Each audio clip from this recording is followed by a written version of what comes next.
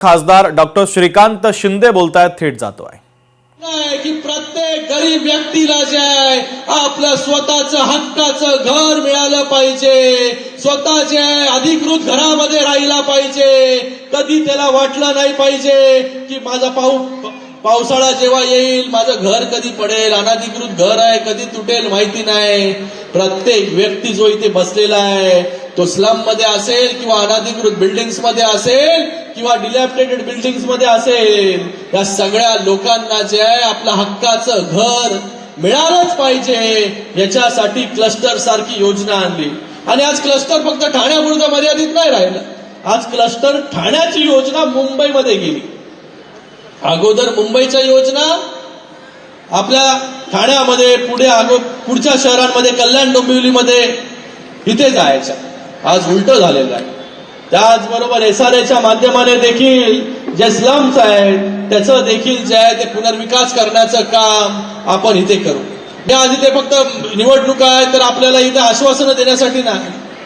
आम्ही खोटी आश्वासनं कधीच दिली नाही आणि शिंदे साहेब तर देतच नाही. जे शिंदे साहेब बोलतात ते करतात, म्हणून त्यांचा मेसेज जो आहे तो इथपर्यंत मी घेऊन आलोय.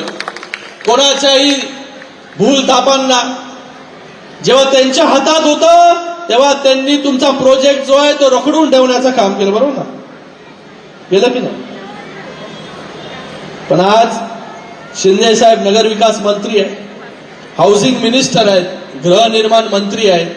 आज त्यांच्याच डिपार्टमेंटच्या माध्यमाने मुंबईमध्ये गेले अनेक वर्ष.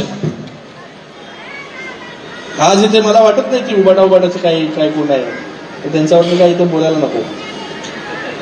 पण तरी पण मी तुम्हाला सांगतो, घरांचा प्रश्न निघाल्यामुळे मुंबईमध्ये काही लोक जे आहेत ही मराठी म्हणून जे आहे ते एकत्र आलेत, मराठीच्या मुद्द्यावरती एकत्र आलेत, मराठी माणसासाठी एकत्र आलेत.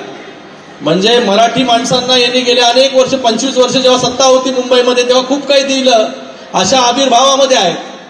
पण मी तुम्हाला सांगतो, मुंबईमध्ये मराठी माणूस जो आहे हा मुंबईच्या बाहेर फेकला गेला. तो ट्रान्झिटमध्ये राहतो. मी काही ट्रान्झिटचे आहे ते व्हिजिट केले. ट्रान्झिट म्हणजे काय की लोकांना तात्पुरती व्यवस्था, जोपर्यंत SRAच्या बिल्डिंग तयार होत नाही तोपर्यंत त्यांना तात्पुरती व्यवस्था करून जे आहे ते ट्रान्झिटमध्ये ठेवण्यात येतं. किती वर्ष लोक ट्रान्झिटमध्ये राहत असतील माहिती आहे तुम्हाला?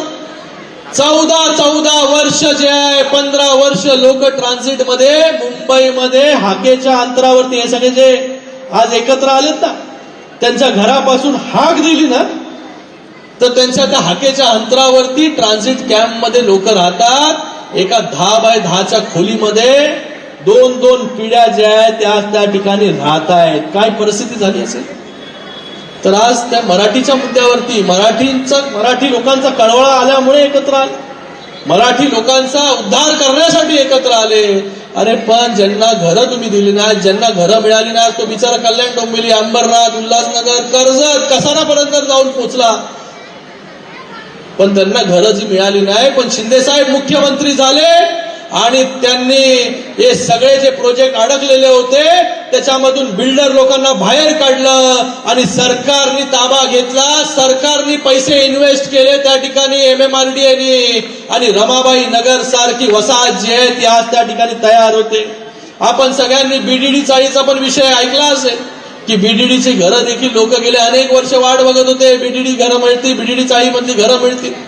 पण BDD चाळी मधील घरं जी आहे ही देण्यासाठी शिंदे साहेबांना मुख्यमंत्री व्हावं लागलं आणि BDD चाळी मधील रहिवाशांना आज त्यांची स्वतःची इमारत जी आहे बनून रेडी झाली. लोक जी आहे ती BDD चाळीमध्ये राहण्यासाठी देखील गेले. तर हे काम असतं. जेव्हा सत्ता येते ती सत्ता फक्त शोभासाठी नसते, ती सत्ता लोकांसाठी राबवायची असते. तसं काम जे आहे आज शिंदे साहेबांनी केलेलं आहे. तर मला वाटतं या ठाणे शहरामध्ये एक कॅन्सरचं हॉस्पिटल साकेतमध्ये आपल्या हाकेच्या अंतरावरती 700 बेडचं कॅन्सर हॉस्पिटल देखील आपलंच त्या साकेतमध्ये होतंय. तर आज हे सगळे डेव्हलपमेंटचीच कामं इथे बोलायला आलो मी. कोणावरती आरोप करण्यासाठी नाही आलो, कोणावरती टीका करण्यासाठी नाही आलो, कोणाला टोमणे मारण्यासाठी नाही आलो. फक्त आपल्याला आपल्या या कळव्यामध्ये येणार. लोकशाही मराठी ऐका, पहा, जागरूक रहा.